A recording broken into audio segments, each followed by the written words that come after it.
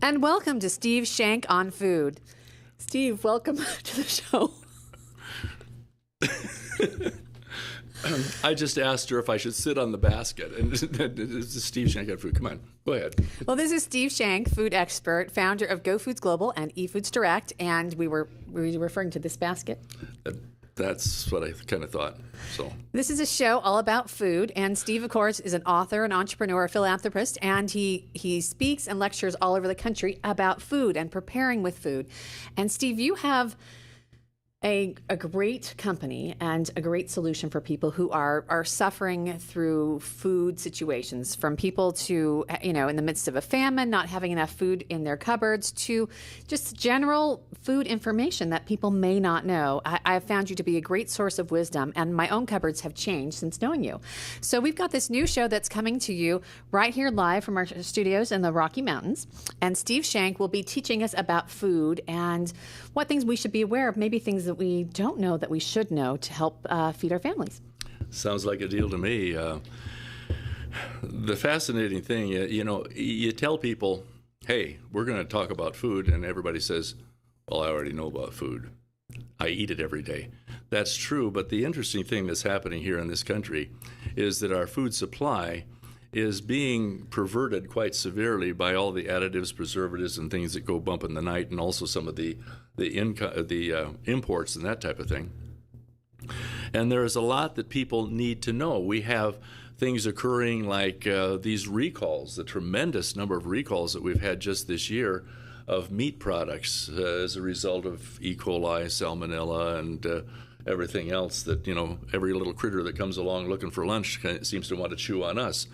But there are some issues that we have with the factory farms and with some of the problems with conveyance of food and the contamination, but also we have a large contingency of our population that are developing allergies to foods that we've been raised on. For example, peanut butter was a mainstay. Peanut butter and jelly sandwiches were what I was raised on and what most generations were up until the present one. Now you can't have peanut butter in your school because of peanut allergies.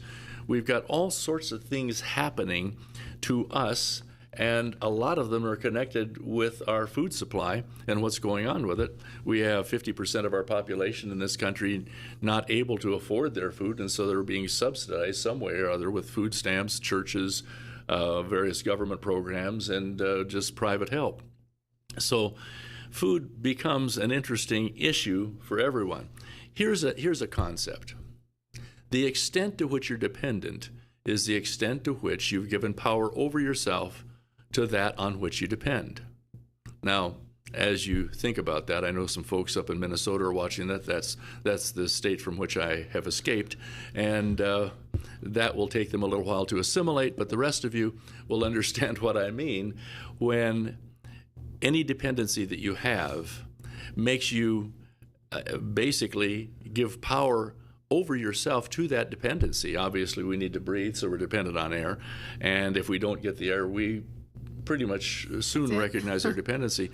Well, the interesting thing that's happening with food is that dependency, which is the greatest dependency that we really have, is being challenged for many families. We've got homeless families, we've got people that are disabled, and folks on fixed incomes that the economy is just passing them right by in terms of cost of living, expenses, and things. And so we have a lot of stuff that people just need to be aware of. Many folks, until, there's an old saying that I don't know where I picked it up, but it's maybe worth repeating. If the dog ain't biting me, dogs don't bite. And that's the way a lot of people live their lives. They say that if your neighbor is laid off, it's a recession. If you're laid off, hey, it's a depression. It's all a matter of perspective. And the old thing about whose ox is being gored, that's so old that most of the people won't get that one. But I don't get that. I'd have to explain it, but be that as it may. There are a lot of issues with finances. There are a lot of issues with just the health of the food that you have. People need to know about sodium content, what sodium is good for you, what sodium is bad for you. Most people assume, based on all the press that it has, that all sodium is bad for you, but you got to have some. Otherwise, you're going to die. But anyway, there's just stuff. So let's get started. Well, so as a food expert, before we start the show, regular series, Steve Shenk on food, what qualifies you to be an expert? How do you know all this? There's a definition of an expert that goes like this: a drip under pressure. Okay, you put the camera on, you say, I'm an expert, I've got to be one. I've got to say something intelligent, which I'll struggle at here for the next 20 minutes. But essentially, I've been dealing with food all my life, as everyone else. So that doesn't make me an expert. Let's try it this way. I've been working with families in preparedness for about 30 years. That's those folks that are looking around and saying, hey, if something happens, food is a necessity. I've got to be having that. In the process of working with the preparedness concept and storability of food, I've had to learn a few things about what stores well, what kind of nutrition people can sustain themselves with. And over the last 30 years, we've seen a lot of people have to use their food. And also you can discover that with what is available for people to eat right now, as we come up with new recipes, for example, in a couple of the companies that we work with, we've discovered that there's a lot of stuff being put into food that really is not only not good for you, it's really bad and can have some terrible side effects, which is contributing to a lot of the food allergies and some of the difficulties that people are having right now. And so I don't know. They say that if you do anything 1,000 times, you're bound to either figure out how to do it or you just have 1,000 times worth of experience. I've got several thousand times worth of experience, but we've learned some things, and very simply, the viewing audience needs to not take what I say based on the fact that I'm an expert, but just listen to what we talk about here, and the information that we'll share with you is just some things that I've discovered in working with food for a long time and working with families. And what you do is with anything that you hear about, you take what you can use and you throw away what you can't. If you don't think you can use it now, but you don't want to throw it away, put it on the shelf and think about it later, and it might make some sense to you. So just go by what makes sense, and you'll discover whether you consider me an expert or just somebody that talks a lot. Well, you're very humble, and I love that about you. And you're also very funny, so you'll always laugh when you're watching the show. But in the few minutes that we'll meet here for every episode of the show, we'll be talking about things that you may not know about food. Everything from, what is genetically modified food? What are whole grains and why are they good for you? Steve said sodium. We're going to talk about MSG. Is it in food or not in food? Is it always in Chinese food and never in anything else? Questions that people just don't know. Steve knows these things because he has prepared a solution. He and his partners have put together a solution for families that is beautiful. They're clean food solutions. And so you have the experience of providing a solution that works, that are the things the kinds of foods that people would want to eat. So you do know very well, which is exciting. Thank you. Well, thank you. I'm glad to hear that. So what we're going to talk about on this show now, we're going to go to commercial break. And after we get back, I'd like to talk, today we're going to talk about the drought. Time Magazine recently did a big story about the dry year. People are worried. There's been rumors of all kinds of things going on. So don't worry about it. Just let's talk to Steve. Let's ask him a few questions, and hopefully we have some great solutions to take away from this, and at least under some better understanding of what happens in a year of a big worldwide drought like this. Sounds good to me. All right, you're listening to Steve Shenk on Food. We'll be right back with more after this.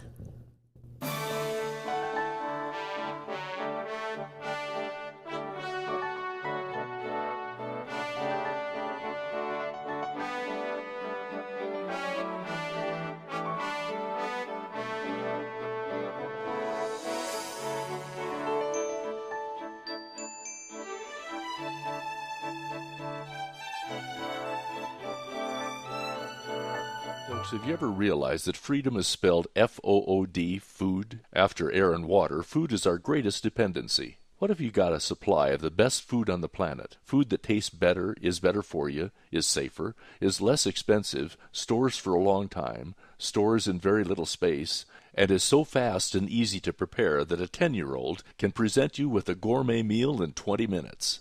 How will it feel to be eating the most perfect food ever created and also have a food savings account for when all of the gold you can save won't buy a single loaf of bread? I'm Steve Shenk, the creator of the superfood at eFoods Direct. Try it yourself. You can get six free meals, only pay shipping and handling. Go to efoodsdirect.com or call 800-409-5633. You can get 6 free meals, only pay shipping and handling. Events are rapidly moving to use food. You can get 6 free meals.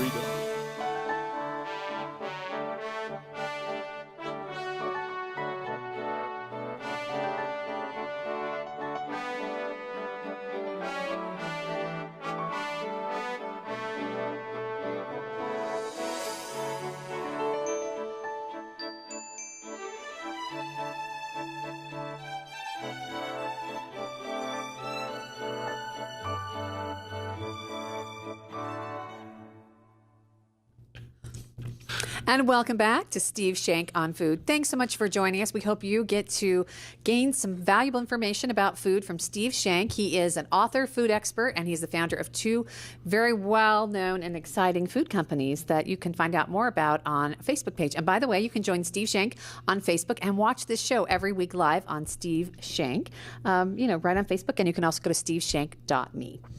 Heck of a deal. So before the break, we were discussing the drought. What is different about this year than usual? And is it heat or lack of rain or a combination?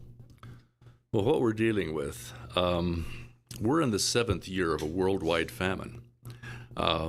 Virtually every country on the planet is being affected. The high population countries like China and India are literally farming the entire planet. And by that, I mean they're going out and buying food and acquiring foodstuffs from every country that has anything available.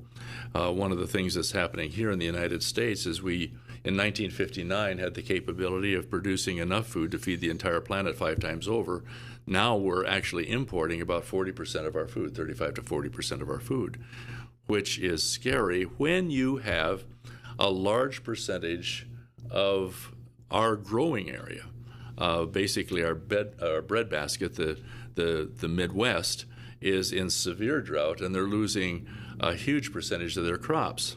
Up to 70%, I've heard. Up to 70%. And what's happening is, you can say that 70%, but for an individual farmer, when his crop fails to a certain point, it's better for him to plow the rest under and collect the insurance.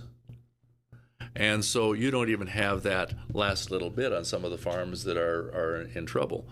So farmers are actually insured against... Oh, they'd have to be. Okay. I mean, otherwise, back... My mom's from Minnesota and a farmer's daughter. I guess I should have known that. But is that I right? bet most people don't. Some people have never seen a farm. That's true. And there's a lot that happened that created the previous depression, the what they call the Great Depression. Now this one is already the greatest depression, but this one's already worse. In terms of looking at all the numbers and things that you're dealing with, the shortages and the problems that people have, you figure. I said earlier when we were doing the introduction that 50% of the population is getting support somehow for their food budget. That's pretty severe. If you look at the unemployment rates, they're very severe, and a lot of times right now we don't count in the cost of living some of the most important issues like gasoline and food that are going like crazy. Now, because it's an election year, you won't see the gas prices go severe because people can watch that and they will be adjusted accordingly. But the food prices are very easily hidden. The average family goes into the store and they see that eggs are up by 30% because of the shortage of corn to feed the chickens to lay the eggs. And it's a great big chain of stuff that goes on. But they don't put that together. They walk out of the store saying, good grief, I now pay $100 for what a couple months ago I paid $80. But you don't buy the same thing every time. You don't have something to measure. With gasoline, it's a lousy gallon of gas, and it costs X number of dollars, and then you see it go up to X number of dollars and plus, and you say, oh, gasoline went up. It's kind of like You know how to cook a frog? Oh, no. Boiling? Well, Right? Something about boiling and paddling. it kind of sneaks up on you. What you do is if you take a frog and you toss him into a bucket of cold water, he'll swim around for a while and then he'll pop out if he wants to, okay? If you put that bucket of water on a stove and heat it up so it's almost boiling, toss the frog in, he's out of there. He ain't going to put up with that. But if you put the cold bucket of water on the stove and turn up the heat slowly, the frog is paddling around. He just notices he's a little bit warmer, and pretty soon he's cooked. And that's what's happening with our grocery budget. People are going in and they're paddling around in the grocery store and they're buying the same stuff that they bought a year ago, but oh my goodness, we can't afford all of that, and so we have to get food stamps, or we have to get some assistance from the church or the neighbors or relatives or friends or whatever has to help us. And but they can't connect it up because there's nothing to compare. Because yes, they can look at that dozen eggs, but then something else is the same as it was before. Something else might be a little bit lower. Right. There's sales on items. You're just sitting there getting cooked. And so what's happening with the drought is it's a huge chain reaction. Everybody hears a lot about the corn. Well, in an area where the corn is dying because there's not enough moisture and you've got drought, there are a lot of other crops. It's called the breadbasket. It has a whole bunch of stuff. It's got soybeans and it's got wheat. It's got all of the things that provide our foodstuffs. And they're going down too. The reason corn is significant is because probably about 70% of everything that you buy in the grocery store somehow or other has corn in it somewhere, or corn-related products or off products connected with it. But what happens is that same corn that is affecting our food is also having a ripple effect, because guess where the farmers get the feed to feed the poultry and the livestock and all that? A lot of it's corn-based. Makes sense. Now, here's an interesting thing that a lot of folks aren't aware of. When you go to your gas pump and it says this gasoline has 10% alcohol, ethanol in it, okay? That ethanol is derived from corn. Really? Now, the farmers that raise the corn for the ethanol are subsidized by the government, which means that the farmers that are raising the feed for the cattle and our food have to compete and have to raise corn for lesser pay because they're not subsidized. And so if you're a farmer and you've got so much land and you have to plant it into something and you're going to raise corn, what would you rather raise corn for? Something you get paid more for or less for? And so what happens is the farmers that are raising the feed for the cattle and livestock have to charge more for their corn. Otherwise, it's better sold for gasoline. Now, I understand that it's a different kind of corn and all that, but it's the same ground and it's the same crop. So what happens is that has the ripple effect. Now we're going to see very shortly, haven't seen it quite yet, but you're going to see very shortly, first of all, your dairy products are going to go sky high because those cattle are fed a corn base, and your poultry is going to go sky high, your meats are going to go sky high, and a lot of the farmers and ranchers are actually selling off their herds. And here's another interesting thing. What you've got is the old dudes anonymous are the ones that are running the farms. Their kids know better than to stay on the farm, and so everything's turning into the big factory farms, okay? And so the small farmers and the mid-range farmers are literally saying, okay, I've had enough of this stuff. I'm going out of business. I'm just going to retire, sell my land, what the heck. And don't need it anymore. Do they sell their land to new farmers? Not always. You see, the Chinese are, I said, virtually farming the planet. Other countries are farming the planet. And so what they'll do is a lot of times they'll come in and they'll contract with the farmers if the farmers want to keep on growing the food, contract with the farmers for their crops and take it back out of the country because the United States doesn't have any export laws on your food. And so guess what? We are literally supplying the rest of the world in a drought year when the planet is in famine. And we've also got this drought going on here that's very, very severe.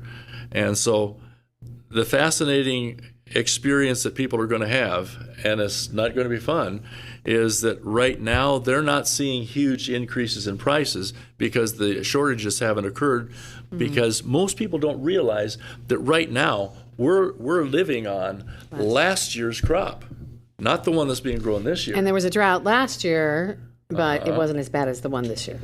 There was a drought last year, and that's why as that crop diminishes, is used up, the prices are going up and up and up and up.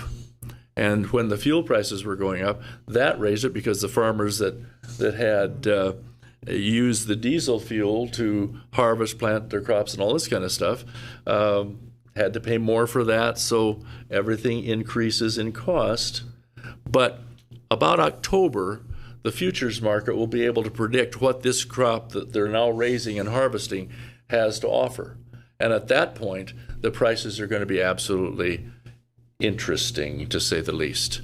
And so when that occurs, all of your food, all your food suppliers that are actually providing the food to the grocery stores and to the public generally are going to get hit with huge raw material prices. They'll have to immediately boost it. But they will have a profit opportunity right there, because the raw materials that they bought previously at lower prices, all of a sudden when everybody realizes the prices are going up, they can increase the price and take a greater margin. But that's all farm economics and stuff. You don't want to hear about that. Very simply, here's the deal. If you can find a good quality of food, preferably that's dried, that will store for any length of time, the wisest thing that any family can do, well, there are actually two things that you want to accomplish. What you do is you acquire as much of that food as you can at today's prices. That freezes the price, so that in the future, when you are acquiring your food, as the prices go up, you can be eating the food that you acquired at a lower price. Makes sense. Okay? So you won't have to buy food as soon at the higher price.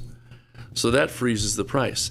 The other thing, with the shortages the way they are, and with millions of families already having a hard time just affording the food they've got right now, well, when those prices go up, that will create a scarcity.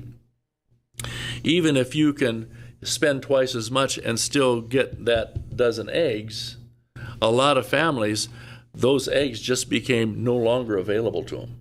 Right. And so they have their own personal famine that's created by price increase, which the food is priced past their ability to afford it.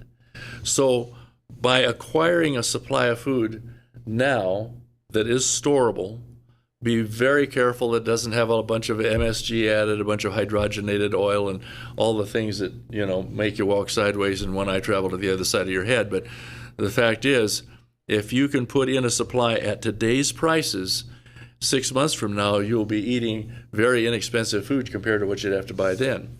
The other thing is, at some point in time, it will be impossible for anyone to afford some of these foods that are getting so expensive, and that means a food shortage. So you can freeze availability for your family of the food when it is no longer affordable or just flat out no longer available.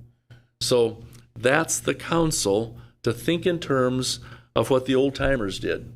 They knew that they might not have a good crop next year. So when they had a good crop, they stored up for not only just the winter, but they also stored up to get them a little bit into the summer, and if they had a bad crop, they could survive. And which brings up the idea of farmers insuring their fields. A lot of farmers, a lot of your more astute farmers, are literally purchasing their crop on the futures market ahead of time in order to guarantee that they can at least make a certain amount out of their crop of wheat or whatever they're growing.